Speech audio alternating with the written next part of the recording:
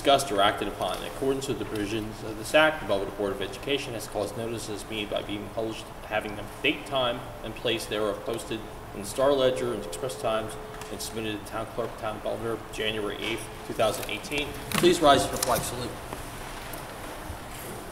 I pledge allegiance to the flag of the United States of America and to the republic for which it stands, one nation, under God, indivisible, with liberty and justice for all. Mr. Blum? Mrs. Pepino? Here. Dr. Zuppet? Here. Mrs. Furman? Mr. Labar? Here. Mr. Lucas? Mr. Matlock? Here. Mr. McInerney? Here. Mr. Mitchell? Here. Mr. Rader? Here. Mr. Smith? Here. Mrs. Steffen? Here. Thank you, Sean. We reached the point in our agenda for our first public participation. Do we have any comments or questions from the public this evening? Yes, Ms. Weber. I'm Christy Weber on behalf of the Education Association for Belvidere, and we would like to explain that we have some concerns about item number 19 on the agenda tonight. Some of our concerns are that we won't have consistency of services as we have now.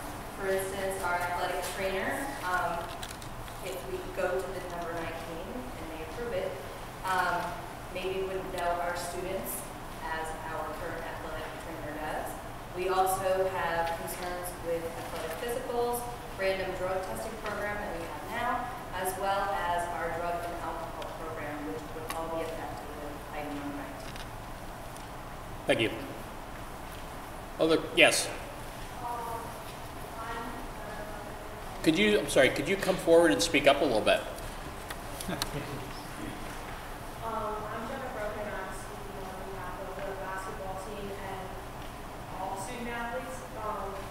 We wanted to share with you our feelings about the possibility of replacing Mr. Morgan, our athletic trainer. I just think that, like she just mentioned, he knows the students so well and he has helped all of us in many different ways. And not only is he a great athletic trainer and great at what he does, he also has established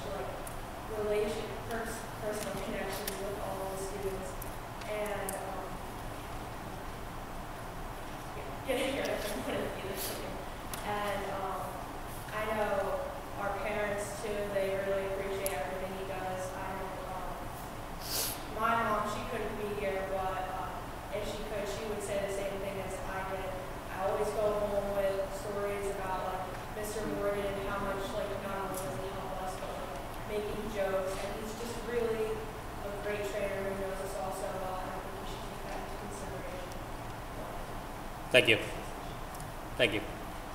Other comments, questions from the public? Yes. I'd like to continue on that. I have a daughter who plays on the varsity basketball team. She suffered a concussion on Saturday.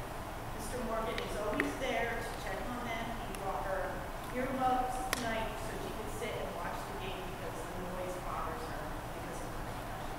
He's very considerate to the students, like they said. He knows them, and I think it's a good thing that he's doing that instead of somebody coming in randomly and checking on them. Would you just, I'm sorry, I don't know, could you just identify yourself? Debbie Rothrock and my daughter is Tara Rothrock. Thank you. Other comments, questions from the public this evening? No? Correspondence? I don't have it. No? Superintendent's report? I'd like to, if I could, just actually start out by addressing the issue with Mr. Morgan, because we've talked about this, and I don't think that it's been publicly said. Mr. Morgan would continue on as our athletic trainer. That's the plan as of right now. I don't know if that's been said openly, publicly. That's the agreement that we currently have with St. Luke's is that he would still be working at Belvidere High School. He would just be a St. Luke's employee rather than a Belvidere School District employee. Offered, to my knowledge, same money and things of that nature. So Dwayne would still be here as long as he chooses to be here. Okay, so that's that. I don't think that got out with the whole process, but that's our intention.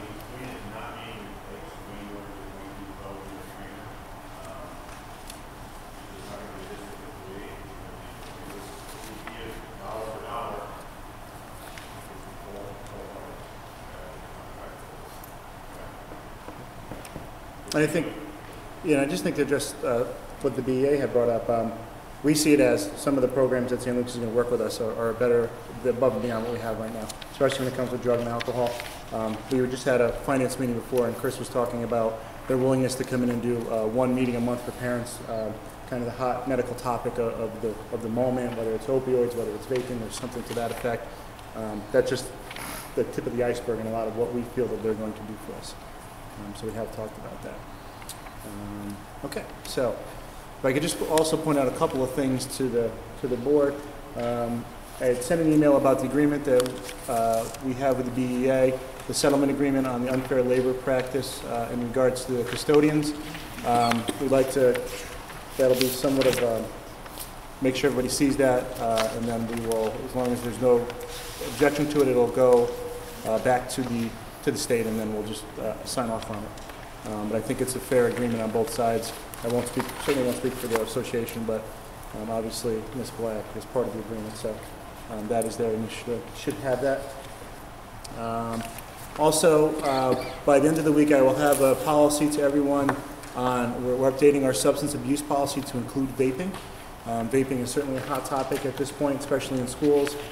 Mr. Lazare did an excellent job last Monday with the staff. He had a presentation on vaping, and we like to treat vaping in school as a substance abuse issue, since a lot of concern goes around that with our students using narcotics and things of that nature through the vaping. So you'll have a copy of the policy by the weekend, and we'll try to go first reading at the next meeting, and then have it into policy.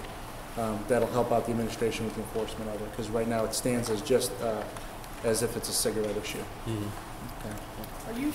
Are you convinced that it's drugs in the vape? We're not convinced, but we're also not convinced it's not, and we need to have the ability to test a student just in case.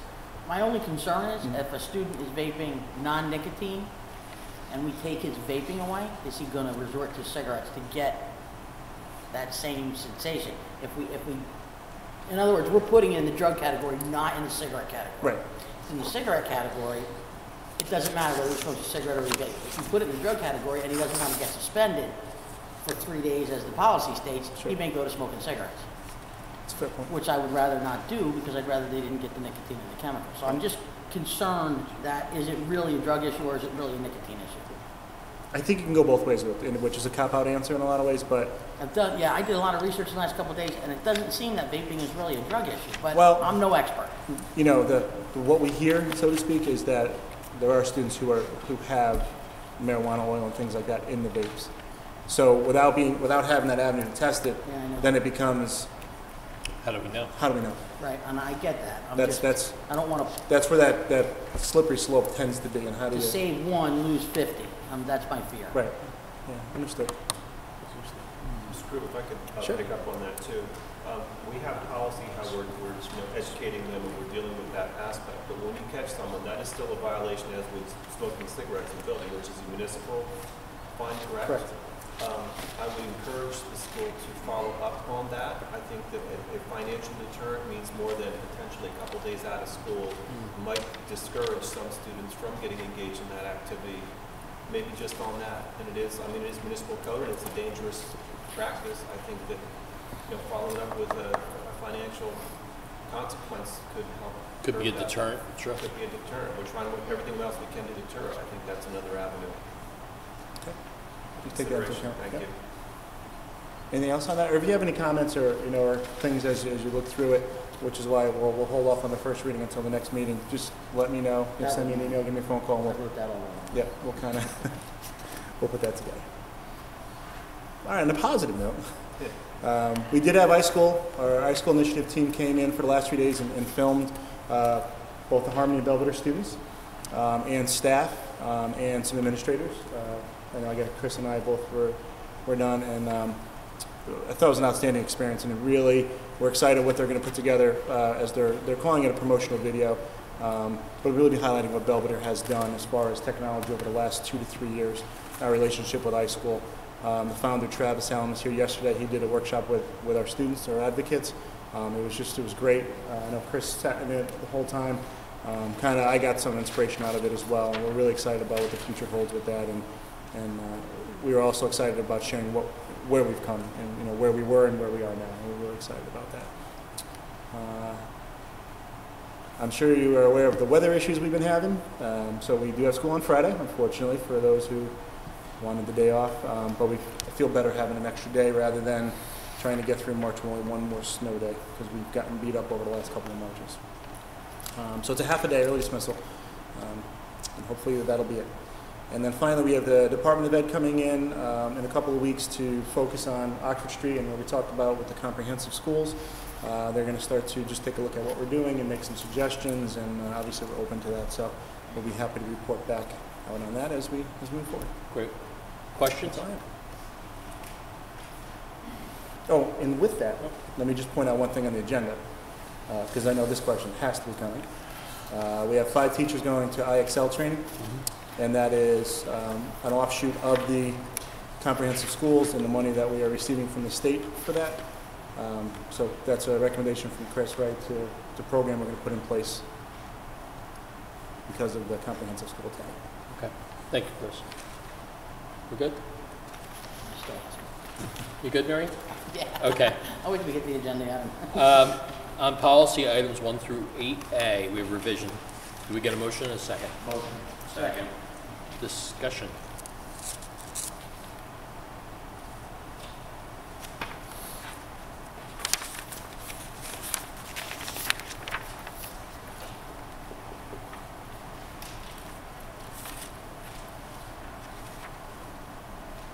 Right?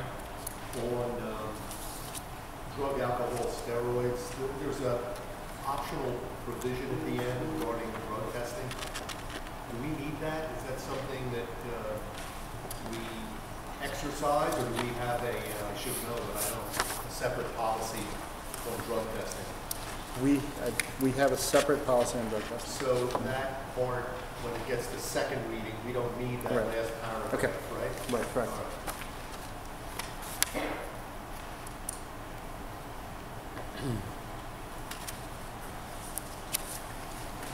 Well, this will be on for first reading at the next meeting. Yeah, we have it for today, but we want to table it so that way we can take a good look at it. I don't know if there's a difference if you want to. So 8A is not on the So agenda. table 8A? It is on here, but then we just talked about Maybe we should just table it. so putting it everybody on for can first reading. Everybody get a So- good look at it before we. Yeah, I'm more comfortable. I'd like to go through it too. So if there's no objection, we'll table 8A. Yep. That'll give everybody an ample opportunity to really read through it. Mary Ann, you can line up all your questions. I asked mine. Okay. All right. So the motion actually is on 1 through 8. Brian, you made the motion. I think, Mary Ann, I think you seconded. No, I think somebody over there did. Okay. Or Glenn. Any other discussion questions? All in favor? Aye. Any opposed? Any abstentions? On personnel, 9 through 14, can we get a motion? Motion. And a second? Second. Discussion.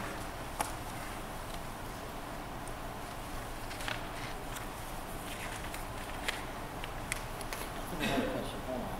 I don't see this section.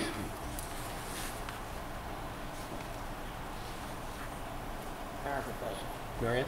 Yeah, on item 13, a few questions, and it's not geared towards Matt necessarily, but we're just about at the tail end of our wrestling season, and I know he's been coaching all season. Why are we just adding him now?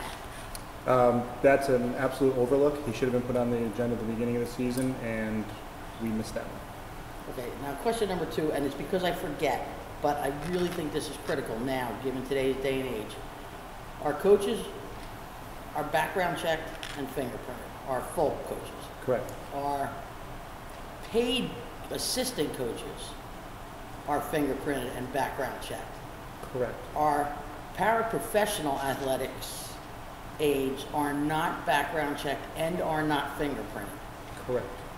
Do we not see a problem with that, given things that have gone on recently in the news with athletic people and doctors and things of that nature? And we know these kids are along with our boys. Don't tell me they're not.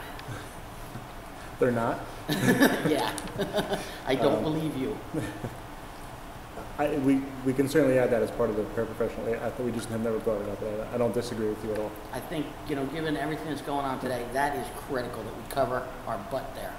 Who would bear the cost then? Would the district bears the cost for that, or? I think it would be fair. These are unpaid And positions. they're uncompensated. They're We uncompensated. would have to pay, I would So, do that. yeah, they'd say like, for the pleasure of volunteering, now you can. Right, we're gonna charge you. Yeah, we're gonna- Right, yeah. you can't do that. No, I Yeah, think we should pay for it, but I think it goes a long I way. agree, and part of it may just be the cost of doing business, Marianne.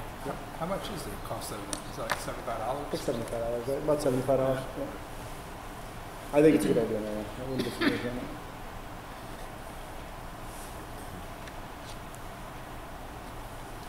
Any other questions?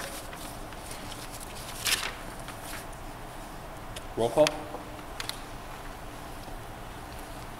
Mr. Blunt? Yes. Mrs. Pacino? Yes. Dr. Zuppich? Yes. Mr. LeVar? Yes. Mr. Matlock? Yes. Mr. McInerney? Yes. Mr. Mitchell? Yes. Mr. Rader? Yes. Mr. Smith? Yes. Mrs. Stefan? Yes. Excuse me, on education, and there was a revision to this, 15 through 18. Motion. Second. Discussion?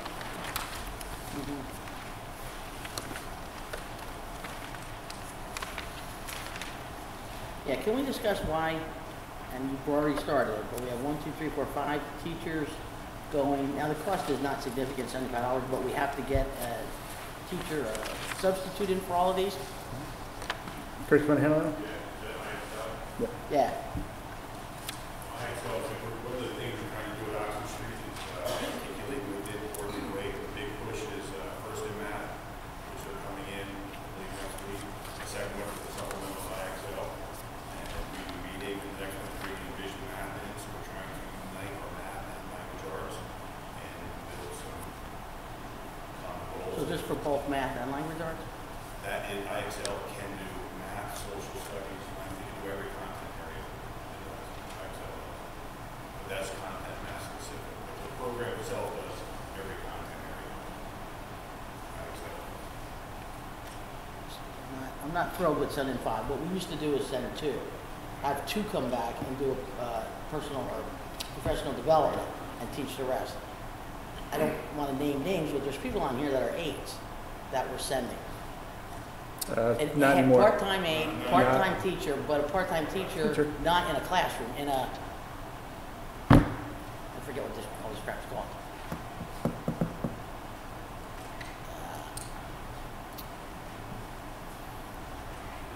She's an aide for half of the day. She is an extra teacher and in the pull-out room. We spent a ton of time. So I have a problem with sending somebody like that. We spend a ton of time at high school empowering our students. This is a sense of seeing our teachers as a team with a common goal to spend the day working to improve math curriculum. That's it. But if we're improving math curriculum, we're sending people that aren't math teachers. You just said math, that's why I said it. They're math specific because they're going for the IXL program as a supplemental program to run in the classroom. But we're not, my question would be is we're not sending only math teachers then. We're maybe sending a teacher who for one period is in a math classroom. And I don't know that that's where it should be wasting our money. I'm so glad you got me back. She is a math. She teaches math. One period, not teaches it, is She's a teacher. an inclusion teacher or in the pull-out room. She's a resource math teacher, yes. Right, She's a resource math math. teacher. She's not teaching, okay, you can, She's a resource math teacher. 2 of them are like that. You have 2 that We teach also math. have a new activity where they use this program as well, so she will see it 4 times. Marion, at the end of the day, if it's 1 or 2 kids or it's 20, we're still responsible for their math education. Right, but for 2 kids, I think of professional development at the school by the 2 full-time teachers that teach math that went, that would kill a lot of birds with one stone. They would teach the teacher who teaches 1 and could teach the teachers who teach many. We pull the contracted prep period once a month and we do internal professional development with those teachers. We do not often send a larger group of teachers outside of professional development. And was there an opportunity to send them that impacts pretty much 4 through 8 students at multiple different levels from algebra to resource math? I see the value of that. I That's where we'll differ. Be ready, because that'll come every time. 5 people going, I think that's a waste. Other questions? All in favor? Any opposed? I oppose number, was this 15? 1, 2, 3, 4, 5 math teachers going to IXL line. Any abstentions? It's coming out of my pocket ultimately. As a taxpayer governor, it's coming out of my pocket. Moving on. Sean, I abstain. You abstain? Just Beth. Okay, thanks, Ted. On business, and there's a revision to this, on items 19 through 21 now. Do we have a motion and a second? Motion. Second. Discussion. Number 19, Bruce Sandwich, Health Network Green. Says at the bottom, rate of $40,000 annually to be offset by sponsorship contributions of a minimum of $5,000. Is that St. Luke's sponsoring something, or do we have to go out and find sponsors? Can you explain what that means? That's St. Luke sponsoring things.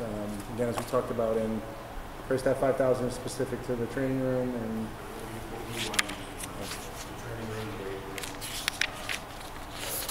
That's where the Education Foundation set, and we're going to go use their resources to help get that set up as well. Does that answer your question, Paul? Okay. Other questions on? Sean, on 22, is that a cash donation or is that is that some kind of? that is a cash donation.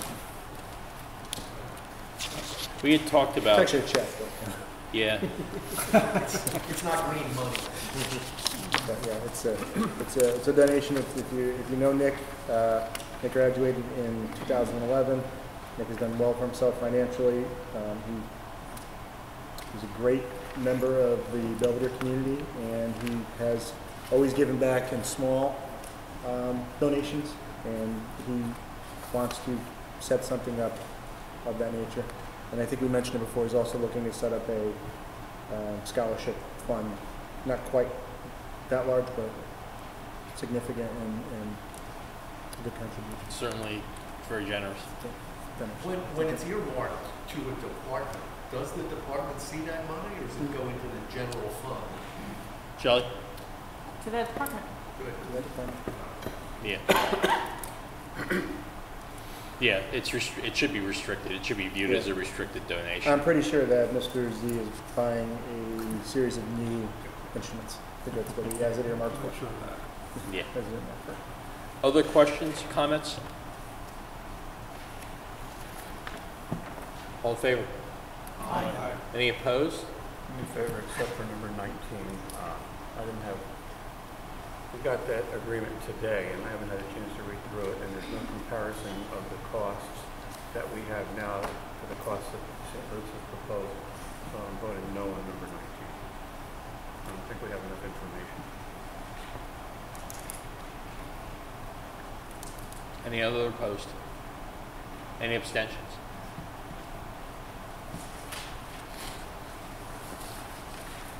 Continuing business. Shelley, budget? Doc, you want me to? Oh, I'm sorry. Doc, you're the chair. The Finance Committee met again tonight and we reviewed basically the same information that was discussed at the last meeting. We really haven't had any changes since then.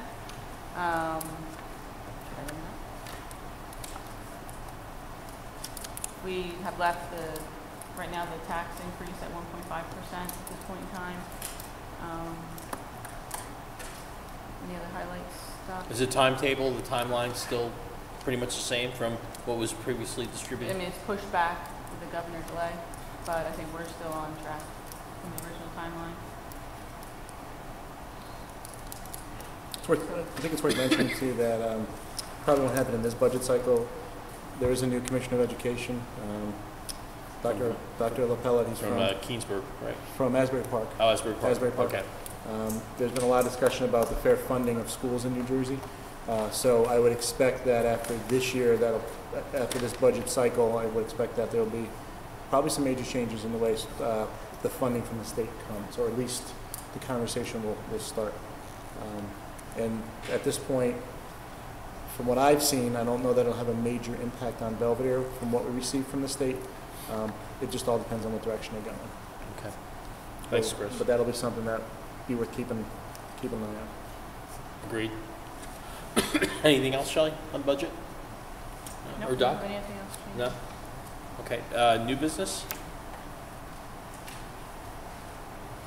I guess I don't know if it goes under, excuse me, continuing or new, but, before finance, Chris Carabinas and myself just talked briefly about different accounts within the district. Some of them just trying to determine who the custodian is of each of those accounts, because as we mentioned before, we've had some discussion about seeing if some of that can be earmarked for an education foundation. So they're starting to dig into it a little bit more, and hopefully you can report out soon in terms of progress, so that we could talk with the custodians of those accounts and see if there's any objection to utilizing it for an educational foundation. That might be the challenge. Some of those accounts are old, so who started it and who has it? And I think we're going to look back and see last time a deposit or withdrawal. When there's been activity on the account, and that right? Might be helpful. That's probably a good starting point. Yeah, some of them are 25 years old. Okay. Sean? Yes. The School Board Association literature they sent out says the district's petition Education Commissioner for state aid remedy. Have you seen that? Is that something that would apply to us or not? That's sort of what I was talking about with the whole funding, the fair funding conversation. So because it says in here the following school districts have signed on. It includes Newton, and I mean there are some local school districts saying that they're not getting their fair share. Is that something we should look at? I mean, I can give you a little bit more on that. I know the superintendent of Newton well. He's spearheaded it, at least from the northern part, Ken Green, and then I think it probably mentions, and the superintendent's name is James Lavender. Kingsway Regional, I think it might be the other one. I don't know if that's mentioned there, Doc. He's sort of the southern leader of that, and they've been pushing for probably 2 or 3 years for a fair funding. Newton is extremely imbalanced when it comes to what they receive in state aid and per pupil spending. Same with Kingsway. So I don't, conversation has, I don't expect that for this budget cycle, but I do expect that will be addressed very quickly thereafter. I think it's too much of a major change to try to throw in a 1 month window of a new governorship, but I think a year of looking at it may have that impact. It's interesting that it says the communities that are in here, that the school districts that have signed on, feel that they're being shorted $739 million in state aid in fiscal year 18. So I just thought maybe that's something we should take a look at. I think we should take a look at it. I agree. Yeah, it's probably too late, as Chris said, for this budget cycle, but I don't know if there'll be much change in terms of the formula this year. It's probably highly unlikely. But I would expect school boards specifically will start to, in the spring and into the summer, and certainly at school boards convention, have plenty of workshops on that. Right. Because it'll be a big topic, especially if you're going to go with the timing of the workshop down in October, when you're not quite in budget season yet, but you're starting to think about it. I think by then they'll have the plan laid out relatively well. So let's follow it and see how things progress. I agree. Any other new business? Public participation. Hi, my name is Michelle Hickey. I have a daughter in 8th grade at Army Township School. I had the pleasure of attending the Belvidere orientation a couple weeks ago. And one of the main focuses that was discussed was that freshmen, is probably the hardest year to get acclimated with your classmates, with the school. And it was suggested that the best thing for your kids to do is to join sports programs. It was a little concerning for me after returning home a few days later, hearing, and I don't know if it's factual or if it's a rumor, and that's really why I'm here, that freshman sports are being cut next year. So I was hoping you can elaborate on that and possibly open that up for discussion. It is certainly something we were discussing. Just as a little background, we are down to 5 freshman sports right now: 2 basketball, 2 soccer, and girls softball. It is something we're talking about, and not necessarily just from the financial point of view, but right now, and Chris, feel free to jump in at any point, it's a competitive imbalance that we're finding. We just can't find schools our size anymore to play. And you guys know, if you have freshman sports, today we have the school size of Somerville coming in. We're playing Phillipsburg, we're going down to Montgomery, Hillsborough. I'm thinking of just schools off cover. It's the breakdown, sports specifically.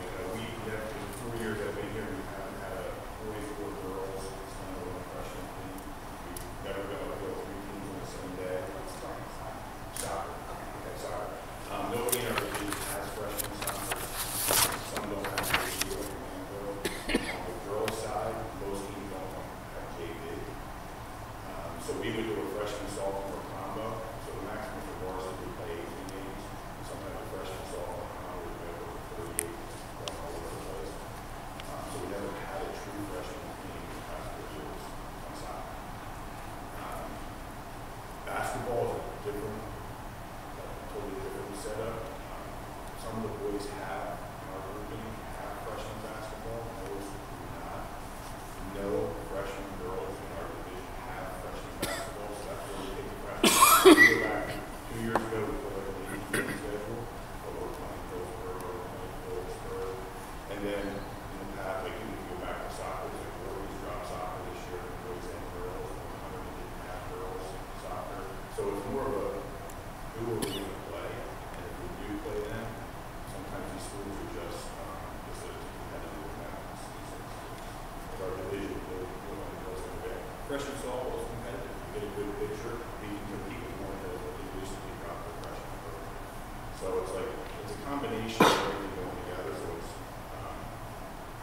whether it's the distance, how far we're going to travel, most of the teams that we would travel within a half hour, 4 days, more commonly, more hills, it was a 2-game baseball teams. So have you researched the possible schools that we can apply? I mean, did not work out having to travel? Yeah, it's a size. No, I Well, we can go play Bridgewater 4 times. We can go play Huntington Central 4 times. I mean, My it's, daughter was on freshman soccer and basketball, and even though sometimes they have to go further away, and they lost a lot, they also won some. They usually, with basketball, no problem having that girls. Soccer, they sometimes have to take 2 or 3 sophomores with them. I can see that in the year. They got so much more playing time, just having that freshman team and the experience being on the team. It's been a great experience for her. I agree with you. It kind of contradicts. And this is like, I learned this when I was a freshman and working with coaches. It's like most of the push for soccer teams is to play 2 games a week on the varsity level, just because of where and where it is. And now we're going to ask kids to play 4, sometimes 5 games a week. And it's always a lot. We're talking soccer. We're talking like soccer. So you know, Because they're playing freshman and JV, there's those kids that have to go in between. that happened though, and I think they would just take the sophomores and spread them around, and they have one for the team. That's part of how do you make that determination without knowing who's incoming? And I know it does differentiate from year to year. For instance, our 8th grade girls at Harmony this year, they're a very athletic group of girls. So for most sports, we have 2 teams just for girls in every sport. So right there, you have enough for 2 freshman teams. Now, my daughter's grade, who's a couple of years younger, they're not a very athletic grade. So I understand. I do have an answer for both of you. I don't know what the answer was. Like a lot of the schools, like the boardies, they have a team. We schedule the games. But then before the season, there are games that we don't have enough girls with injuries. The night we have a basketball game going on, we had JV and varsity, and Notre Dame and East Stroudsburg calls 2 weeks before, so we don't have JV because of injuries. So I agree with you. It starts out that way as the season progresses. Teams drop off, they don't have enough players, and it's a very, very inconsistent. And even if you go freshman baseball, we had 2 years in a row, so we have the numbers, not for a full team. So we had a freshman sophomore, we did play a ton of big school freshmen. Exactly, but how can you make that determination without knowing what your members are for the incoming class? Just going back to the past 4 years, that's all going on. So if you do eliminate the freshman sports, are you expanding your JV team? I mean, it's very hard. We sat through an orientation that basically focused on get your kids in sports. It's the best thing for them. Freshman year is the hardest thing. Sports makes them socially in debt. It gives them character. And we've been prepping them as coaches in the elementary school. Now, obviously, not all of them are going to be able to make the JV team. It is what it is, right? You have to play and be up to par with your skills. Freshman gives you a whole different They don't ballgame. get to work for kids that aren't super athletic, and kids having something to do. Yes. Would you consider running a clinic in-house and not transporting them just so that they still can get together and play and then somebody can teach them? And this is like, I mean, I'm a Belvidere grad, coming back to Belvidere, because you're all shocked to see the traditional powerhouse sports, as you would call that at Belvidere, are now cross country. I mean, only sheer numbers, cross country, swimming, and there's a huge interest in swim track. You know what I'm saying? We've got the North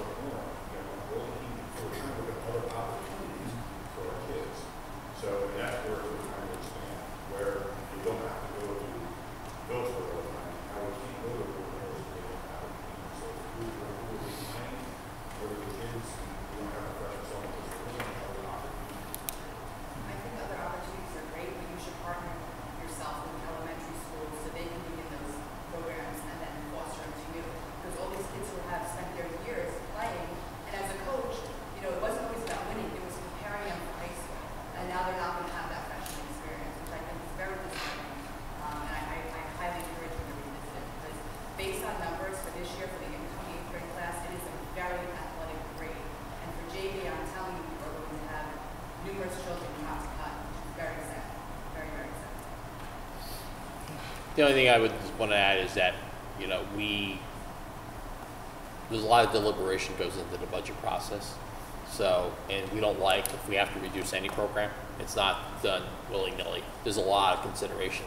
And we have to balance, in any budget, there's always that process of balancing.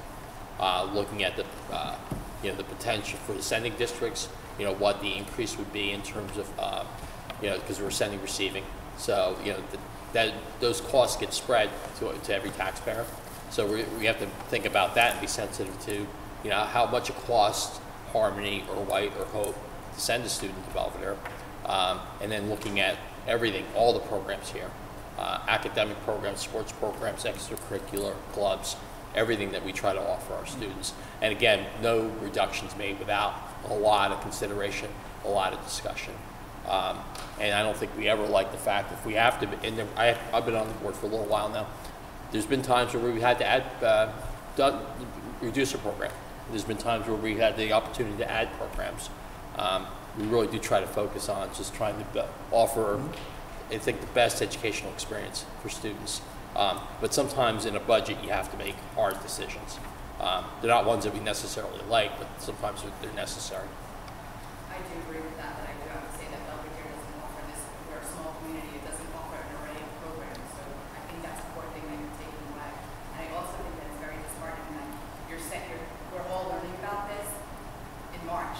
I could have looked to send my kids to private school, in all honesty. My kid's not just going to school for sports, educational experiences, definitely academics is above sports, but I could have looked to send my kids to Notre Dame or a different school that has those programs if I would have known that this was going to happen. That's my thought. Okay, that's a fair comment. Any other comments from the public this evening? Or comments, questions? Okay. We have an executive session to do the superintendent's evaluation. It is hereby, I'm sorry, can we get a motion? Motion. Second. It is hereby resolved the board will now go into private session to discuss superintendent's evaluation. Any discussion held by the board which need not remain confidential will be made public as soon as practicable. Minutes of the private session will not be disclosed until the need for confidentiality no longer exists. The board will reconvene in public session at the conclusion of the closed session.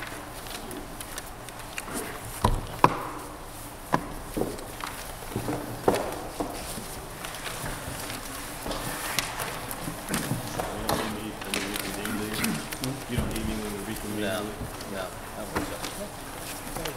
We don't take any action.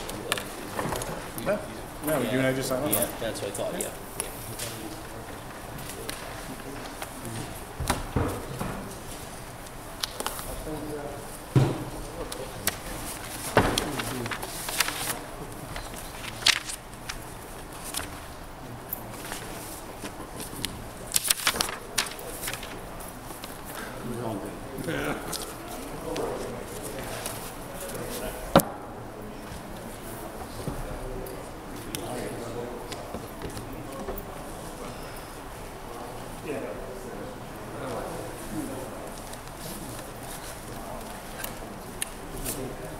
Yeah,